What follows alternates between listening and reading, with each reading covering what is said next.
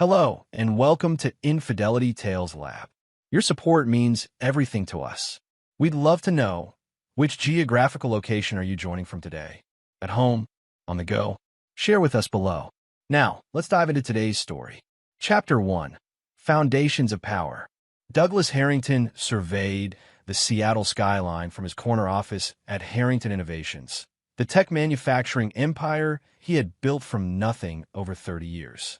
The rain tapped against the windows like impatient fingers, matching the rhythm of his thoughts as he considered his legacy.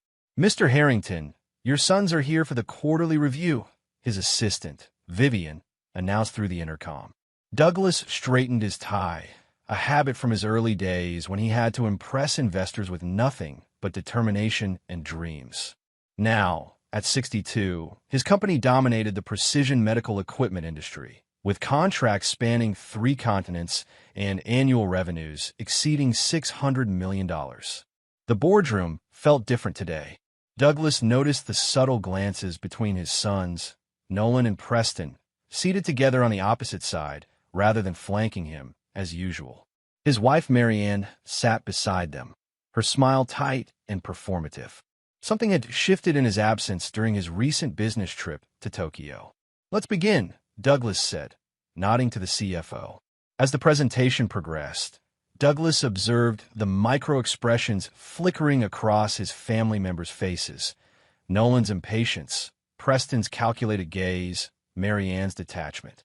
After building an empire by reading people, these signals were as clear as financial reports.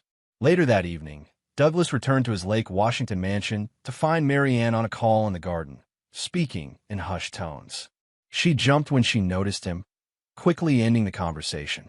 "Business at this hour?" Douglas asked, pouring himself a scotch.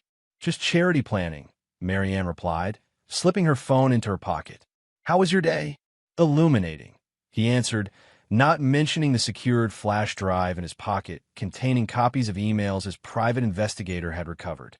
Emails between his wife and Richard Blackstone, his son's mentor and the company's head of product development. Douglas had first noticed the changes 3 months ago. Board members suddenly unavailable for their usual golf games. Department heads redirecting questions back to his sons. Marianne's sudden interest in charity events that coincided with Blackstone's attendance. That night, as Marianne slept, Douglas sat in his home office reviewing decades of business decisions, relationships, and contingency plans.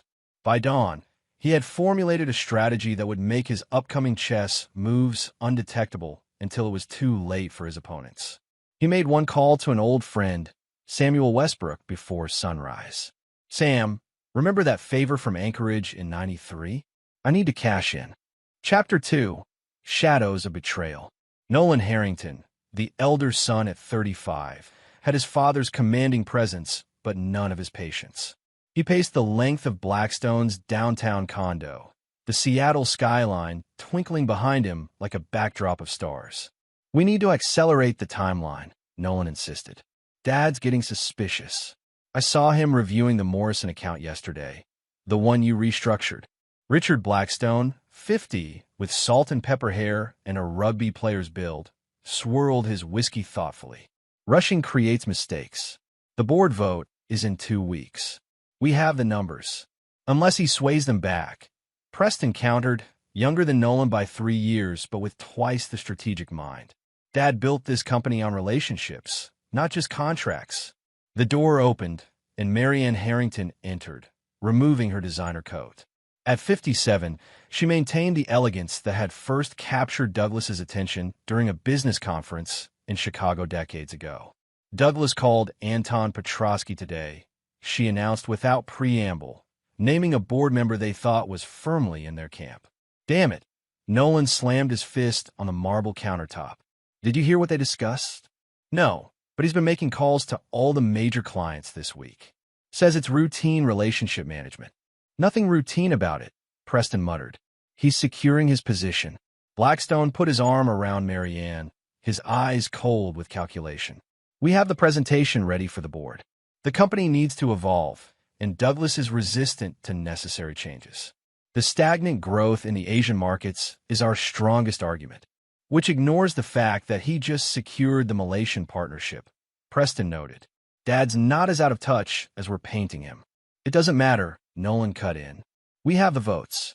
In 2 weeks, Harrington Innovations begins a new chapter, without its founder at the helm. What none of them knew was that Douglas had installed state-of-the-art surveillance in Blackstone's condo months ago, when his initial suspicions arose. As they plotted, Douglas watched the live feed from his secure laptop, noting every detail, every name, every betrayal. The next day, Douglas invited Leonard Morrison, CEO of Morrison Healthcare, their largest client at $100 million annually, to his private lake house. The meeting lasted 5 hours. "Hell of a thing they're planning," Morrison said, reviewing the evidence Douglas presented. "You've been good to me, Doug. When my company was on the brink after the lawsuit, you stood by me. Restructured our contract when no one would touch us. Loyalty matters in this business, Len," Douglas replied. "More than quarterly projections." "What are you going to do?" Douglas smiled, the expression never reaching his eyes. "Watch them take the throne. For now." Meanwhile, Marion accessed Douglas's calendar from their shared home computer and forwarded his schedule to Blackstone, unaware that each action was being logged and tracked by software Douglas had installed weeks ago. Chapter 3: The Approaching Storm. The annual Harrington Innovations Charity Gala transformed the Seattle Art Museum into a wonderland of crystal and silver. As founder and CEO, Douglas circulated among politicians, clients, and industry leaders, his handshake firm, his smile practiced. From across the room, he watched Marianne laughing with Richard Blackstone, her hand lingering on his arm a moment too long. His sons worked the room separately, Preston with the board members, Nolan with the international clients. Douglas approached Howard Yamamoto, their head of Asian operations, who had flown in specially for the event. "Howard, walk with me." Douglas guided him to a private exhibition room displaying ancient Japanese artifacts. "Tell me, how long have you known about my son's plan to restructure the Asian division?" Yamamoto's expression betrayed nothing, but the slight stiffening of his shoulders confirmed Douglas's suspicions. "Mr. Harrington, don't bother denying it. I'm not angry with you. You're protecting your position." Douglas studied a samurai sword in its display case. "The blade that hesitates invites defeat. I've always admired that philosophy." "They approached me 6 weeks ago," Yamamoto admitted. "The plan would dissolve my division and redistribute operations through regional contractors. 30 of my people would lose their jobs." Douglas nodded. "And my position on such restructuring has always been clear. You believe our strength is in our people, not just our contracts." "Precisely." Douglas turned to face him directly. "I've made arrangements to protect your team, regardless of what happens next week. Your loyalty to them speaks well of you." As the evening proceeded, Douglas executed the next phase of his plan. He individually met with 5 key international clients, sharing drinks and reminiscing about their long partnerships. With each, he planted seeds of concern about the company's future direction, careful never to directly criticize his sons. Later, as the event wound down, Douglas overheard a conversation between Preston and Anton Petrosky in the courtyard. "Your father's made an impressive showing tonight," Petrosky commented. "Hard to imagine Harrington Innovations without him at the helm." "Change is necessary for growth," Preston replied smoothly. "The board presentation will make that clear." "We appreciate your support, Anton. You have it for now, but I've known your father for 20 years. He won't go quietly into retirement. He won't have a choice once the vote is tallied."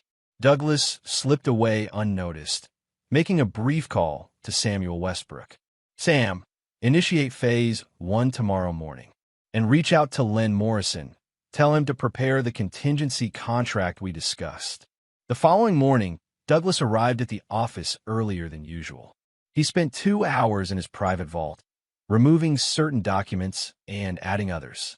By the time his family and the executive team arrived for the pre-board meeting strategy session, he had composed himself into a picture of unsuspecting calm.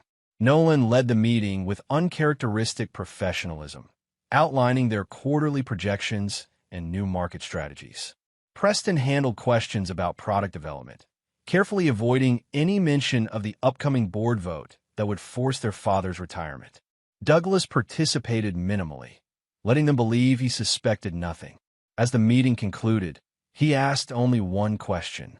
The Morrison contract renewal is next month. Who's handling the negotiations? A moment of awkward silence followed.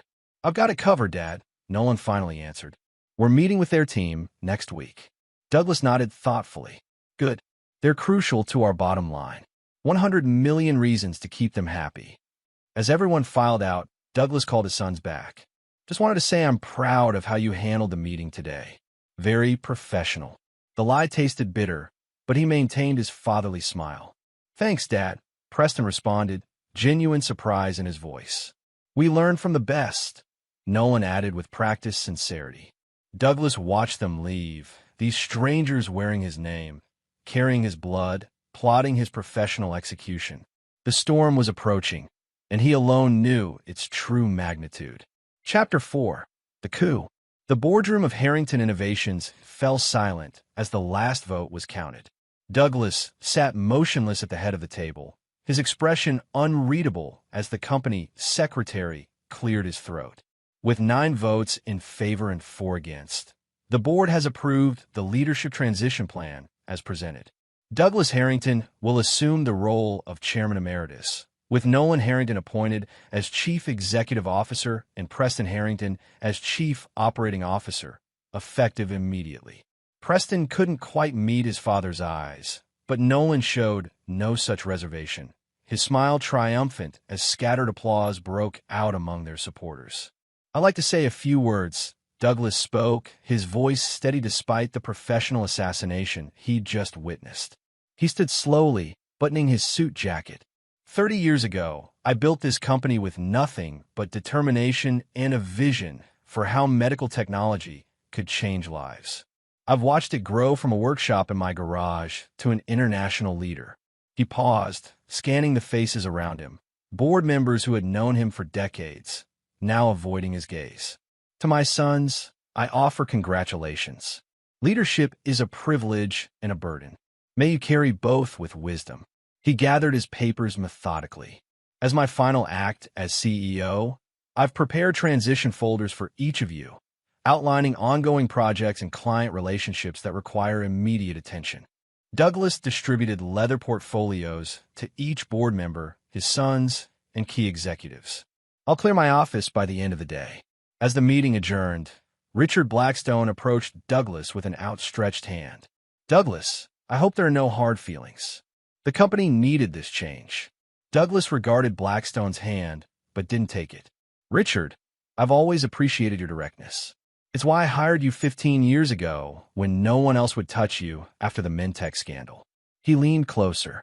Remember that what can be built can also be dismantled. Later that afternoon, as Douglas packed his personal items under the watchful eye of security, his son's first executive decision, Mary Ann appeared in his doorway.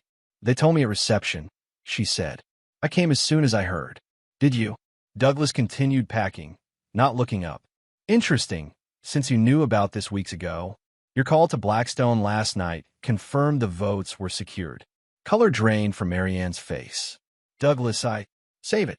He finally met her gaze. 36 years of marriage, and you couldn't even do me the courtesy of admitting you wanted me gone. He handed her a small box from his desk. Your anniversary gift. I was going to give it to you next week, but circumstances have changed. Inside was a diamond bracelet she had admired months ago.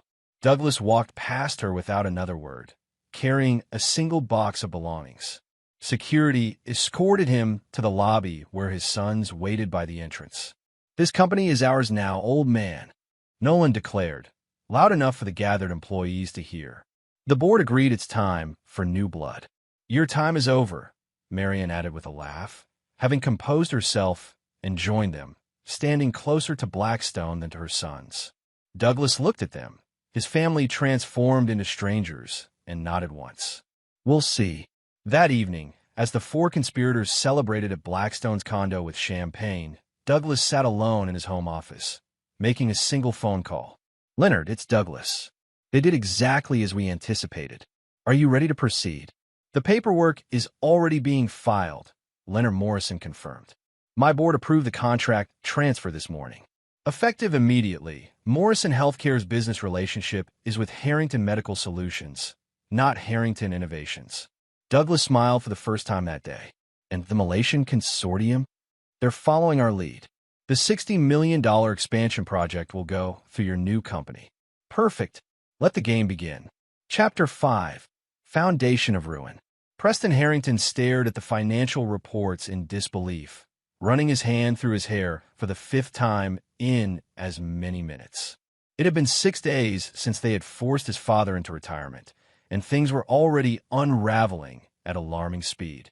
This can't be right, he muttered, turning to the nervous CFO. Morrison Healthcare can't just terminate a $100 million contract without cause or notice. They did, the CFO confirmed. The contract had a leadership change clause that allowed for immediate termination. It was buried in subsection 12.4 that your father personally negotiated with Leonard Morrison last year. And Malaysian deal? Pulled out yesterday. Same clause, different contract. Nolan burst into the conference room, his face flushed with rage. The Yoshida Group just canceled. That's 3 major clients in a week. Preston turned to his brother. We're hemorrhaging contracts. $160 million in recurring revenue gone. Get Dad on the phone. Nolan ordered an assistant. I've tried, the young woman replied nervously. He's not accepting calls from the company line. Then try his personal number. It's been disconnected. Marianne entered with Richard Blackstone, both looking increasingly concerned. The Westbrook Foundation just pulled their research funding, she announced. Samuel Westbrook specifically cited Douglas's departure as the reason. Westbrook, Nolan scoffed. That foundation contributes what, $5 million? We can manage without it. The foundation itself, yes, Preston said quietly, reviewing another document that had just been delivered. But apparently, Westbrook personally guaranteed the loans for our expansion into the Canadian market. Without that guarantee, the bank is calling the notes due. All of them. That's $40 million. Nolan slammed his fist on the table. They can't do that. They can and they are, the CFO confirmed. The guarantee was contingent on Douglas Harrington's active leadership role. Blackstone loosened his tie, his earlier confidence evaporating. We need to call an emergency board meeting. This is a coordinated attack. By my father, Preston said, a note of grudging admiration in his voice. He anticipated everything. These clauses, these relationships, he's been planning this for months. Later that day, as the board members assembled in panic, Preston pulled up an article on his tablet. You need to see this, he told his brother, passing him the device. The headline read, Medical technology pioneer Douglas Harrington launches new venture, Harrington Medical Solutions. He started a competing company? Nolan hissed. That's a breach of his non-compete. Preston shook his head. There is no non-compete. I checked his employment contract this morning. It was amended last year to remove that clause. The board approved it unanimously, including us. We thought it was a routine update. The board meeting quickly devolved into accusations and blame. Anton Petrosky, who had voted for the leadership change, now voiced what many were thinking. We've been outmaneuvered. Douglas built this company on relationships, not just contracts and products. Those relationships are walking out the door with him. By the end of the week, Harrington Innovation stock had plummeted 42%. Emergency measures were implemented. Layoffs announced, projects canceled, expenses slashed. The Malaysian expansion that was supposed to be Preston's legacy project was indefinitely shelved. Marianne found herself increasingly isolated, not just from her former social circle, where Douglas's influence ran deep, but even within the company. Executives who had smiled at her a week ago now avoided eye contact. Her calls to family friends went unreturned. We need to talk to him, she finally admitted to her sons during a crisis meeting at the empty Harrington mansion. Douglas had moved out the day after the board vote, leaving no forwarding address. We need to negotiate. Negotiate what? Nolan snapped. A surrender? He's destroying everything. He's destroying what we took from him. Preston corrected, a new understanding in his eyes. And he's doing it by the book. Every lost contract, every withdrawn guarantee, it's all legally sound. He created fail-safes we never saw. What about Blackstone? Nolan turned to his mother. Can't he help? He's been advising us for months on this transition. Mary Ann's expression darkened. Richard isn't returning my calls either. Apparently, his position at Miller Pharmaceuticals has been reinstated. He's leaving for Boston tomorrow. Miller Pharmaceuticals? Preston echoed. Our direct competitor? The one Dad always refused to partner with. The same, Mary Ann confirmed, realization dawning on her face. Your father must have made some calls. Outside the mansion, Douglas sat in his car, listening to the conversation through the security system he still controlled. He started the engine as a text message arrived from Leonard Morrison. Phase 2 complete. Board members Petrosky, Williams, and Chun have requested private meetings with you. They're jumping ship. Douglas smiled grimly as he drove away. The foundation of his children's betrayal was crumbling faster than even he had anticipated. Chapter 6. The Abyss Stares Back. 10 days after the coup, Harrington Innovations resembled a sinking ship. Employees cleared out their desks as rumors of bankruptcy spread. The stock had been temporarily suspended from trading after falling 68% in a week. Nolan Harrington barricaded himself in the CEO office, his father's former sanctuary, surrounded by empty liquor bottles and emergency financial reports. The phone rang constantly with calls from panicked investors and angry board members. Preston, meanwhile, worked methodically to salvage what he could, meeting with remaining clients and trying to stem the exodus of top talent. He returned from one such failed meeting to find his brother in a destructive rage. The Singapore office is gone, Nolan slurred, throwing a crystal paperweight against the wall. The entire development team resigned this morning. All 28 of them. They're joining Dad's new company, Preston confirmed, straightening a fallen picture frame, a photograph of their father accepting an industry innovation award, along with most of our research division and the top sales directors. How? How did he orchestrate this so perfectly? Nolan demanded. We had the votes. We had control. We had the titles. Preston corrected. Dad had the relationships. The Morrison contract alone was 20% of our annual revenue. We need to sue him, Nolan decided, reaching for the phone. Corporate sabotage, tortious interference. Preston disconnected the call. With what money? Our legal fund is depleted after the last round of emergency measures. Besides, everything he's done is technically legal. He created exit clauses in every major contract and personally cultivated relationships with decision-makers for decades. The brothers' argument was interrupted by their assistant, announcing an unexpected visitor. Leonard Morrison, CEO of their former largest client, stood in the doorway, his expression grave. Gentlemen, I thought we should have this conversation in person. Come to gloat, Len. Nolan spat. Or did my father send you to deliver another blow? Morrison took a seat uninvited. Your father didn't send me. In fact, he advised against this meeting. But I've known you boys since you were teenagers, and I felt I owed you the courtesy of an explanation. We know the explanation, Preston said quietly. We betrayed him, and he destroyed us in return. It's more than that, Morrison replied. Douglas and I have been friends for 30 years. When my wife was diagnosed with cancer in '07, your father arranged specialists, covered treatments insurance wouldn't touch. When a lawsuit nearly bankrupted my company in 2015, he stood by me, restructured our contract to keep us afloat. He leaned forward, eyes moving between the brothers. Business is relationships. Your father understood that. You saw his client meetings as wasted time that could be spent on expansion. You saw his loyalty to long-term employees as sentimentality that hurt the bottom line. So this is punishment, Nolan concluded bitterly. This is consequence, Morrison corrected. Douglas didn't poach our contract. I terminated our relationship with Harrington Innovations the moment you forced him out. I sought him out to offer our business to his new venture. After Morrison left, Preston found his mother in the company apartment, packing her belongings. Her once impeccable appearance had given way to disheveled anxiety. Richard's gone to Boston, she said without preamble. He's blocked my calls. Blackstone was never on our side, Preston realized aloud. Dad must have approached Miller Pharmaceuticals weeks ago, arranged a position for him. Your father always said Richard was ambitious to a fault, Marianne admitted, sinking into a chair. I just never thought that he'd abandon you when things got difficult. Preston finished for her. The way we abandoned Dad. That evening, as the executive team prepared for an emergency board meeting to discuss bankruptcy options, Preston's phone rang with an unlisted number. Hello. It's time we talked, Douglas Harrington said, his voice steady and controlled. Bring your brother and mother to the lake house tomorrow at noon. Come alone or don't come at all. The next morning, the three of them drove to the secluded property in silence.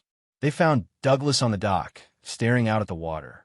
He had lost weight, but his posture remained unbending, his presence commanding even in casual clothes. As they approached, he turned to face them, his expression revealing nothing of his thoughts. You wanted to talk? Nolan began defensively. So talk. Douglas studied him for a moment before replying. Harrington Innovations will file for bankruptcy protection by the end of the week. The board has already approved the measure as of last night's meeting. You've destroyed a 30-year legacy, Marianne accused, her voice breaking. Your life's work. No, Douglas corrected calmly. You three destroyed it. I merely ensured you couldn't profit from your betrayal. What do you want from us? Preston asked, the only one willing to acknowledge their desperate position. Douglas gestured toward the house where they could see several cars parked. Inside are the board members who have resigned from Harrington Innovations. They've agreed to back my new venture, along with Leonard Morrison and 6 other major clients. He handed Preston a folder. This is my offer, the only one you'll receive. Inside were 3 identical documents, severance agreements that would release them from any financial obligation for the company's collapse in exchange for their remaining shares, which were nearly worthless anyway. You're cutting us out completely, Nolan realized, rage building in his voice. Just as you did to me, Douglas confirmed without emotion. The difference is, I'm offering you a clean break rather than the public humiliation you deserve. And if we refuse? Marianne challenged. Douglas's smile was cold. Then I'll proceed with the evidence I've gathered of your conspiracy with Blackstone, including recorded conversations in his condo planning my removal. Industrial espionage carries significant penalties. Nolan lunged forward, but Preston held him back. You were recording us? That's illegal. Actually, Washington is a one-party consent state for recordings, Douglas corrected. But feel free to challenge it in court. The publicity would certainly be interesting. Preston, always the more pragmatic brother, studied his father with new understanding. You knew all along, didn't you? You let us think we were winning. I gave you every opportunity to reconsider your course, Douglas replied. Instead, you declared, and I quote, "This company is ours now, old man." Rather definitive, wouldn't you say? Marion stepped forward, tears threatening. Douglas, please. 36 years of marriage has to count for something. His eyes, when they met hers, contained no warmth, no recognition of shared history. It counted for nothing when you laughed and said my time was over. Remember? He turned away from them, gazing back at the lake. You have until tomorrow to sign the agreements. After that, my generosity expires. As they walked back to their car in defeat, Preston glanced back at his father's solitary figure on the dock. He never trusted us, he said quietly. Not really. Would you have trusted us? Marion asked, the weight of her choices finally settling on her shoulders. In his position, Nolan said nothing. His rage collapsed into numb acceptance as they drove away from the lake house, away from the empire they had briefly claimed and definitively destroyed. Chapter 7. Ashes and Embers. The bankruptcy of Harrington Innovations dominated business headlines for weeks. Medical tech giant collapses after founder's ouster ran alongside analyses of the company's spectacular implosion. Industry experts puzzled over how a stable, profitable enterprise could disintegrate so rapidly. Meanwhile, Douglas Harrington's new venture, Harrington Medical Solutions, announced its formal launch with Leonard Morrison's healthcare conglomerate as its flagship client. The press release mentioned the strategic partnership built on decades of mutual respect and shared vision, a pointed contrast to his previous company's demise. Preston Harrington read these developments from a rented apartment in downtown Seattle, having been forced to sell his lakeside condo to cover mounting debts. The severance agreement he'd signed protected him from the company's collapse, but did nothing to shield him from the professional fallout. 6 job applications, 6 rejections, all citing organizational fit concerns as the reason. His phone rang. Nolan, calling for the 3rd time that day. "Have you seen it?" Nolan demanded without preamble. "Seen what?" "Dad's interview in the Financial Times. He announced the Malaysian expansion for his new company. Using our exact plans, Preston. The ones you developed." Preston sighed, rubbing his temples. "They were company plans, Nolan. Developed using company resources. We don't own them anymore. He's systematically erasing us." Nolan continued, his voice tight with restrained fury. "I can't even get calls returned from people who used to beg for 5 minutes of my time." "What did you expect?" Preston asked, genuine curiosity in his tone. "We staged a coup against one of the most connected men in the industry. Did you think people would line up to hire us afterward?" The silence on the other end suggested Nolan hadn't considered this outcome. Preston continued, "Has Mom called you?" "Not since last week. She's trying to sell the house, but Dad's lawyers put a lien on it. Something about community property disputes pending the divorce." After hanging up, Preston found himself staring at the business card Douglas had handed him as they left the lake house. It contained only a phone number, nothing else. He'd kept it against his better judgment, a lifeline he wasn't yet desperate enough to use. His doorbell rang, interrupting his contemplation. A courier delivered a small package. Inside, a newspaper clipping about Harrington Medical Solutions winning the Malaysian contract, paperclipped to a note in his father's distinctive handwriting, "The foundation matters." Preston studied the cryptic message, remembering his father's insistence on building proper foundations for any endeavor. It had been a constant theme in childhood lessons. Whether building a model airplane or planning a business strategy, Douglas Harrington emphasized starting right. The company Preston and Nolan had briefly controlled had been built on a foundation Douglas laid over decades. Their coup had ignored that foundation, treating the company as merely assets and revenue rather than relationships and trust. Across town, Marion Harrington sat in her attorney's office, reviewing divorce papers that stripped away any claim to Douglas's new business ventures or personal assets acquired since their separation. "He's being unnecessarily punitive," her lawyer observed. "The prenuptial agreement is 36 years old. We could challenge it." "No," Marianne said quietly. "We won't.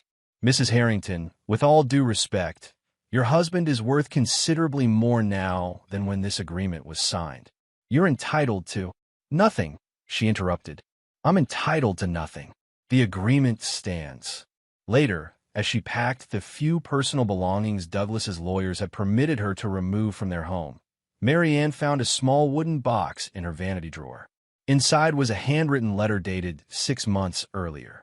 "Marianne, if you're reading this, then what I've suspected has come to pass. 36 years deserved better than betrayal. I've always known when you're lying." Your left eyebrow twitches just slightly. It twitched when I asked about your late-night calls to Richard. "I built my first company for us. This last one is for me. Douglas." She closed the box, understanding now the moment when everything changed. Not the board vote, not the public humiliation, but months earlier when he had first recognized her deception and begun planning his response. Meanwhile, Douglas met with Leonard Morrison and Samuel Westbrook at his new company headquarters, a modern glass building overlooking Elliott Bay, purposely visible from his son's former offices. "The Malaysian contract is just the beginning," Douglas explained, reviewing projection charts. "With their partnership, we'll expand into the Southeast Asian market by 3rd quarter. "And your family situation?" Westbrook asked carefully. The 3 men had been friends for decades, their children growing up together at company picnics and holiday gatherings. Douglas's expression remained impassive. "That matter is concluded, Doug." Morrison leaned forward, concern evident in his voice. "I've supported every step of this. They earned what happened, but they're still your family." "No," Douglas replied, his tone final. "Family doesn't conspire against you. Family doesn't betray trust built over decades." The people who did those things merely share my DNA. As his friends exchanged worried glances, Douglas continued reviewing the expansion plans, his focus entirely on the future he was building from the ashes of betrayal. Chapter 8: Desperate Measures. 3 months after Harrington Innovations declared bankruptcy, Nolan Harrington sat in a dimly lit bar on the outskirts of Seattle, nursing his fourth whiskey. His designer watch and custom suit, remnants of his brief tenure as CEO, contrasted sharply with his haggard appearance and the establishment's worn interior. "Another," he signaled to the bartender, sliding his premium credit card across the counter. The bartender returned moments later, embarrassment evident in his expression. "I'm sorry, sir. Your card was declined." Nolan stared in disbelief, then fumbled for his phone to check his account balance. Zero. Impossible. He transferred funds just yesterday to cover his expenses. As he scrolled through his transaction history, a new entry appeared. Account freeze. Legal proceedings. Before he could process this information, his phone lit up with a call from Preston. "Did you authorize a leak to TechWire about Dad's military contract?" Preston demanded without preamble. "What? No. What are you talking about?" Someone gave detailed information about Harrington Medical Solutions' pending Department of Defense contract to the press. "They're claiming security vulnerabilities in the proposal." "Wasn't me," Nolan insisted, though the idea sparked interest through his alcohol-dulled mind. "Why would you think it was?" "Because Dad's lawyers just filed a cease and desist against you specifically. They've frozen your accounts, pending an investigation into corporate espionage." "That's absurd. I don't have access to any of his company's information." "They're claiming you used your remaining industry contacts to gather confidential details." "They have evidence, Nolan. Emails, phone records." Nolan's blood ran cold as realization dawned. "I'm being set up." "By who?" "By him." Nolan slammed his fist on the bar, drawing stares from nearby patrons. "He's still playing us, Preston, creating situations where we look guilty." After hanging up, Nolan stumbled to his car, only to find a parking boot attached to the wheel and a notice of repossession on the windshield. His wealthy playboy life was unraveling thread by thread, each strand cut by an invisible hand. The following day, Preston received a similar blow. The small consulting firm that had tentatively offered him a position rescinded the offer, citing concerns about ongoing legal issues. When pressed, the HR director reluctantly mentioned that they'd received an anonymous package containing documents from Harrington Innovations' collapse, suggesting Preston's direct involvement in mismanagement. Marianne, meanwhile, faced social exile. Her former friends, wives of Douglas's business associates and board members, declined lunch invitations, and charity committee positions suddenly became filled. The divorce proceedings advanced with mechanical efficiency, each filing systematically dismantling the life she had built. Desperate for income, she approached her former interior design clients, only to discover that Douglas had made donations to their preferred charities in amounts that made refusing him awkward and accepting her services impossible. "He's everywhere," she confided to Preston during a rare family dinner at his apartment. "3 charities have returned my volunteer applications. The gallery where I used to serve on the board suddenly decided to restructure their leadership." "He's isolating us," Preston agreed, pushing food around his plate. "Professionally, financially, socially. Why not just be done with us?" Nolan demanded, agitated after a day spent with lawyers trying to unfreeze his accounts. "He's won. Why keep punishing us?" Preston studied his brother and mother thoughtfully. "Because punishment isn't the goal. He's teaching a lesson." "What lesson?" Marianne asked bitterly. "That he's more powerful than we realized." "That actions have consequences," Preston corrected. "That foundations matter. That what we destroyed can't be easily rebuilt." Later that week, Nolan reached his breaking point. After another rejected job application and increasing legal pressure, he drove to Douglas's new corporate headquarters, demanding to see his father. Security refused him entry, further enraging him. "Tell Douglas Harrington his son is here." Nolan shouted in the lobby, creating a scene as employees watched uncomfortably. "Tell him to face me himself instead of hiding behind lawyers and bank freezes." Security finally escorted him out, but not before he spotted his father watching from an upper-floor window, expression impassive as he observed his son's public meltdown. That evening, Nolan showed up drunk at Preston's apartment. He was watching Preston, standing there like some emperor while I was thrown out like garbage. "You need to pull yourself together," Preston advised, helping his brother to the couch. "This is what he wants, to push us until we self-destruct. What's your solution then? Roll over? Accept defeat?" "No," Preston said thoughtfully. "I think it's time we acknowledge what we did and take responsibility for it. Apologize." Nolan scoffed. "After what he's done to us. After what we did to him," Preston corrected. "We took his company, Nolan. His life's work. We plotted behind his back with his wife and trusted colleague. If someone did that to you, what would you do in return?" The question hung in the air, unanswered but understood. That night, as Nolan slept off his intoxication on the couch, Preston made a decision. He retrieved his father's business card and dialed the number. "This is Douglas Harrington," the familiar voice answered. "It's Preston. We need to talk." A long pause followed. "The lake house. Tomorrow, 8 a.m. Come alone." The next morning, Preston arrived at the secluded property to find his father splitting wood on the dock, a weekend ritual from his childhood that Douglas had maintained even at the height of his corporate success. Still using the old axe, Preston observed, approaching cautiously. Douglas set down the tool, studying his younger son without warmth or hostility, simply assessing. "It's reliable. Gets the job done. Like you," Preston acknowledged. "Underestimated you. We all did." "A common mistake," Douglas replied, gesturing for Preston to sit on a nearby bench. "I assume you're here because your situation has become untenable." "I'm here because I owe you an apology," Preston said, surprising himself with the sincerity in his voice. "What we did was wrong. Not just strategically miscalculated, but fundamentally wrong." Douglas's expression remained unchanged. "And your brother and mother? Do they share this epiphany?" Nolan is still too angry to see clearly. "Mom is..." Preston hesitated. "She's suffering. As intended," Douglas confirmed without remorse.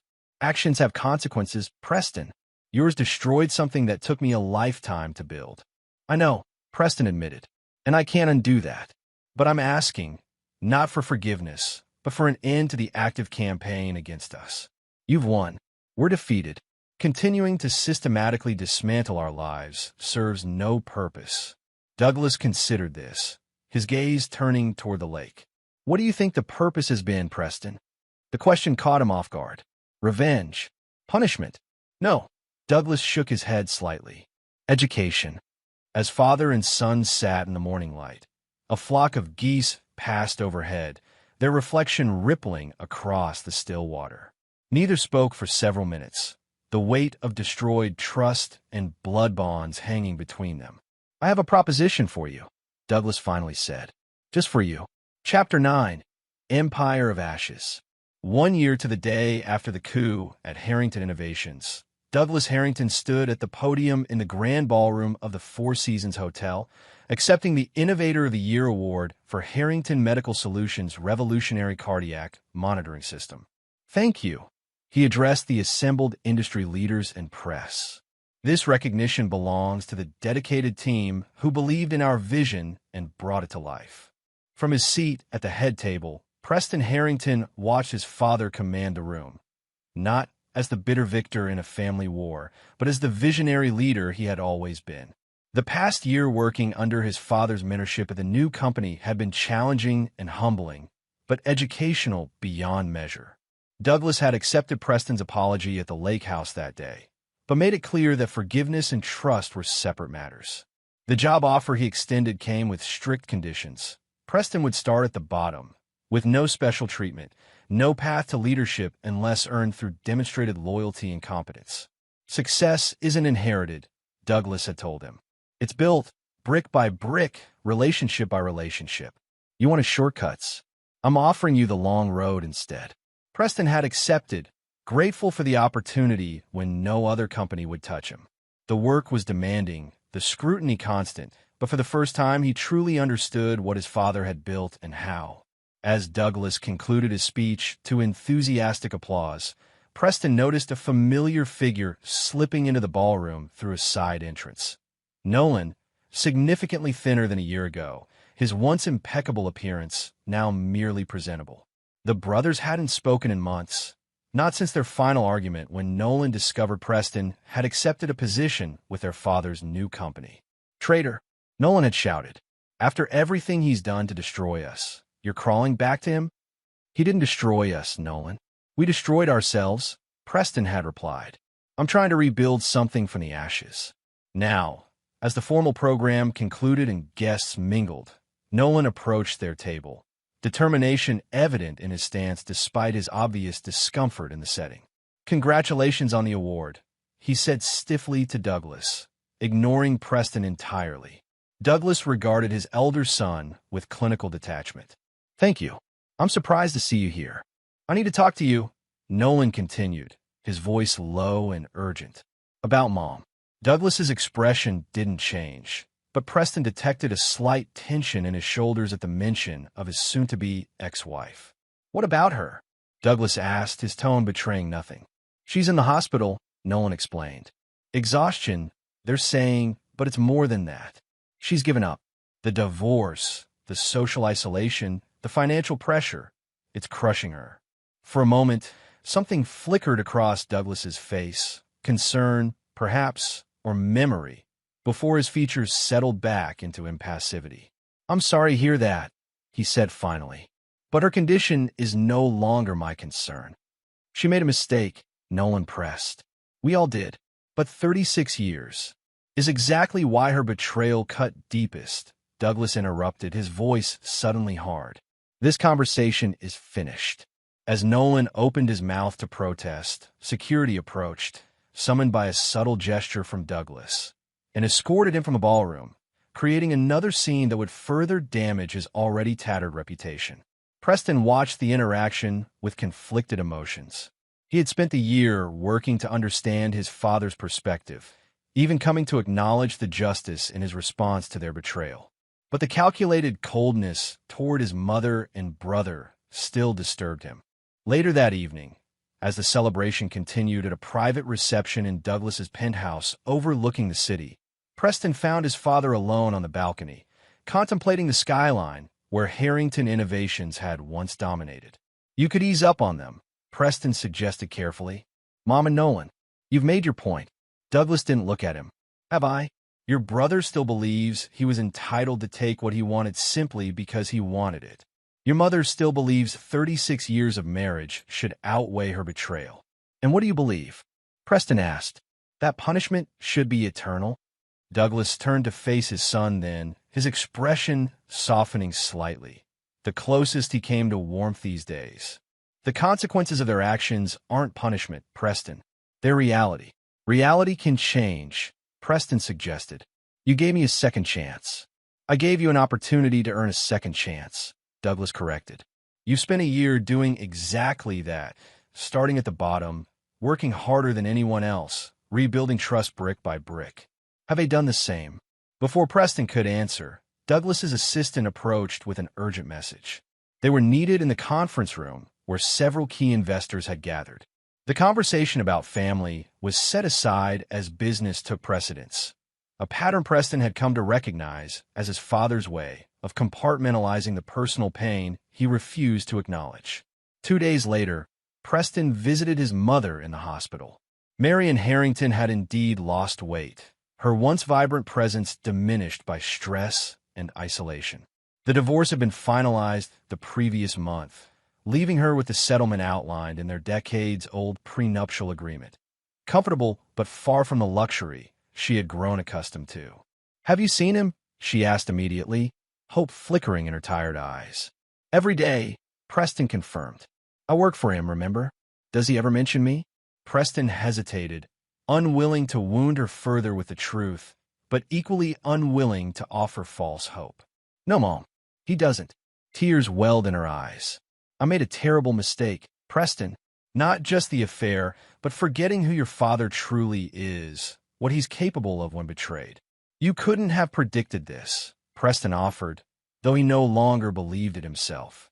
The signs of his father's strategic brilliance and unforgiving nature had always been there, visible to anyone willing to see them. I could have, she disagreed. I should have. 36 years. I watched him outmaneuver competitors, dismantle threats, build empires from nothing. I just never thought he'd apply those same skills against his family. Preston took her hand, understanding now the full scope of their miscalculation. They had seen Douglas as the patriarch, the successful businessman, the husband and father, roles they believed gave them leverage over him. They had failed to see him in his most fundamental form, a strategist who never forgot a loyalty or forgave a betrayal. The following week, as Harrington Medical Solutions announced its expansion into European markets, another milestone eclipsing the legacy of its predecessor company, Nolan made one final desperate attempt to reconcile. He arrived at Douglas's office unannounced, having bribed a security guard with his last valuable possession, a Rolex watch gifted by his father upon his college graduation. 2 minutes, he pleaded with Douglas's surprised assistant. That's all I'm asking. Douglas emerged from his office, expression cold but controlled. You've gone to extraordinary lengths for this meeting. I need help, Nolan admitted, the words clearly painful for him. The legal fees, the frozen accounts, I'm drowning. And you're my father. Nolan exploded, frustration overwhelming his planned approach. Despite everything, despite what we did, despite what you've done in return. Douglas studied him for a long moment before responding. Blood isn't enough, Nolan. It never was. Trust, loyalty, respect. These are the foundations of any relationship worth having. You destroyed all three. So that's it? Nolan asked, desperation giving way to resignation. You'll help Preston, but not me? You'll forgive him, but not your wife of 36 years. Preston earned his place, Douglas explained with clinical detachment. He started at the bottom, worked 16-hour days, rebuilt trust through consistent action rather than desperate words. He acknowledged not just that he was wrong, but why he was wrong. And Mom, Douglas's expression hardened. Your mother made her choice. She chose Blackstone. She chose to betray decades of partnership. She chose to laugh when you declare my time was over. Choices have consequences. Blackstone abandoned her the moment things went south, Nolan argued. Isn't that punishment enough? That wasn't punishment, Douglas corrected. That was inevitable. Richard Blackstone has abandoned every relationship when it no longer served his ambition. I warned your mother of this 15 years ago when I hired him despite his reputation. She chose not to listen then, just as she chose not to value loyalty later. As security arrived to escort Nolan out, Douglas added one final observation. The company collapsed in a week because it was built on borrowed loyalty. Remember that if you ever build anything of your own.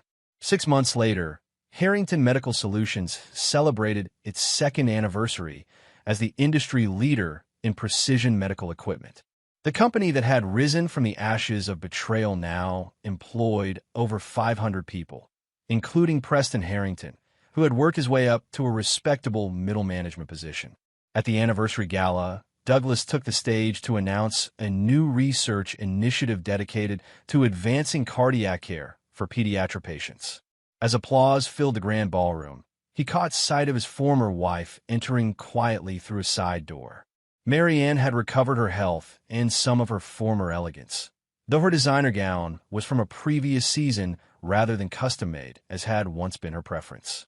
She stood at the back of the room, watching the man she had betrayed command the audience with the same charisma that had first attracted her decades ago. Douglas acknowledged her presence with the slightest nod. Not forgiveness, not reconciliation, merely recognition of a shared history, now concluded. She returned the gesture before slipping out as quietly as she had entered. Later that evening, as the celebration wound down, Preston found his father on the rooftop terrace, gazing at the city lights below. Mom was here, Preston observed, joining him at the railing. I saw her, Douglas confirmed. Nolan wasn't. No, he wasn't. Preston hesitated before asking the question that had haunted him for months. Will you ever forgive them? Douglas considered this, his expression thoughtful rather than hard for once. Forgiveness requires repentance, Preston, your brother still believes he was entitled to what he tried to take. Your mother still believes her betrayal should be excused because of shared history. And me? Preston asked quietly, have you forgiven me? Douglas turned to his son, studying him with eyes that had seen empires rise and fall, including his own. You're here, aren't you? Working, learning, rebuilding. Actions matter more than words, Preston. They always have. As they stood together, overlooking the city, the lights of their new empire gleaming against the night sky, Douglas Harrington completed his lesson. He had lost a family, but preserved his legacy.